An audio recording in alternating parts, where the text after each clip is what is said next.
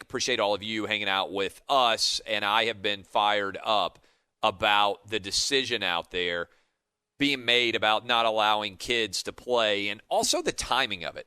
I haven't talked as much about the timing of it, but there's some positive news out there if you didn't see it.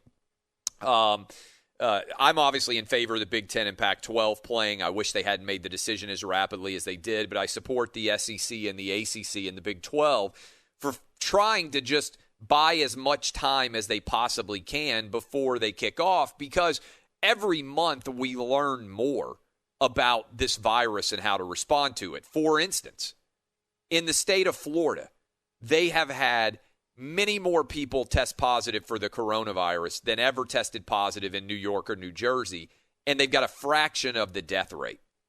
That's because we are better at making decisions about how to respond now.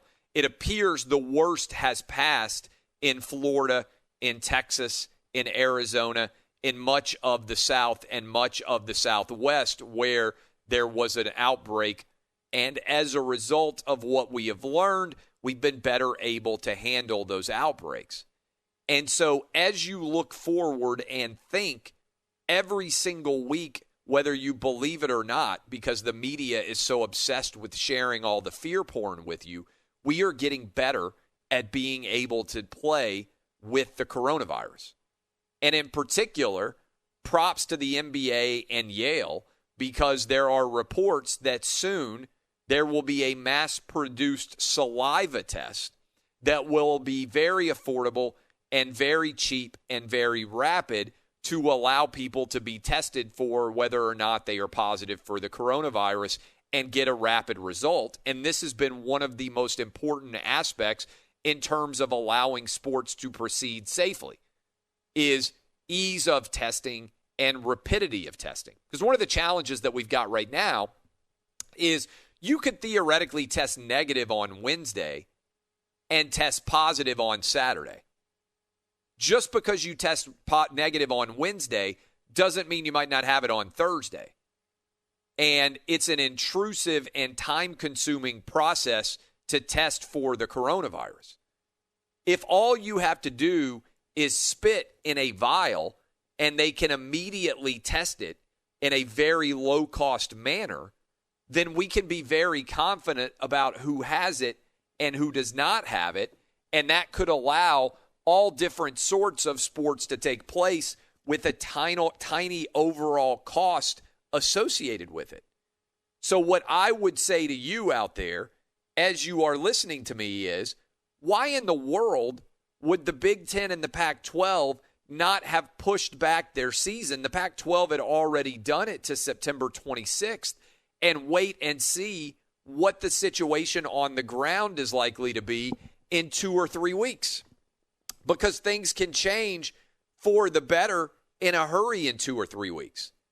And if this new point of care test, which is now out there, which is, again, a saliva-based, a spit-based test, instead of requiring somebody to send a swab all the way up to what feels like your brain, and by the way, I did this because I wanted to be tested and see what it felt like, because everybody's been talking about the process of being tested.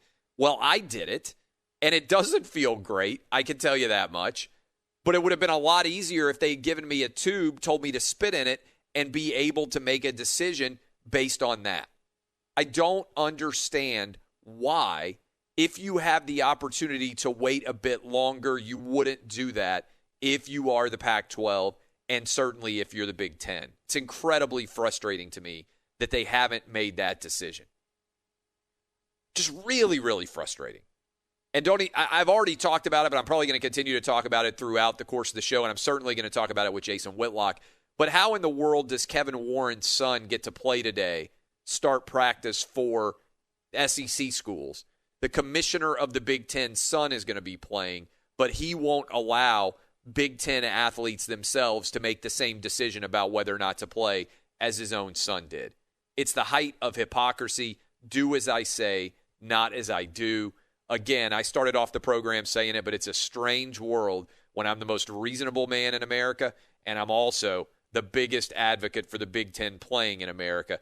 I'm with you. I feel your pain.